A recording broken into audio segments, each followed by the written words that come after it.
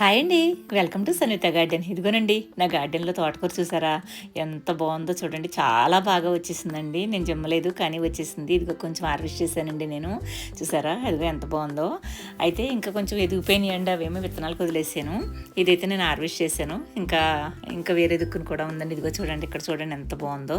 ఈ తోటకూర అండి ముదిరిపోతే అస్సలు బాగోదు అన్నమాట. చాలా లేతప్పుడే మనం తోటకూర అప్పుడే మనం వండుకోవాలండి. అప్పుడే దాని టేస్ట్ బాగుంటుంది. ఆకుకూరలు ఏవైనా సరే ముదిరిపోతే అసలు బాగోదు. ఇదిగో చూసారా, మరి ఈ చిన్న మొక్కలుగా ఉన్నప్పుడే మనం పీకేసుకోవాలన్నమాట. తీసేసి మనం చేసే కూర వండుకుంటే చాలా బాగుంటుంది అన్నమాట. ఇదిగోనండి టైప్లో ఉన్నప్పుడేని నేనైతే తీసేస్తున్నాను అనమాట కూర వండుదామని.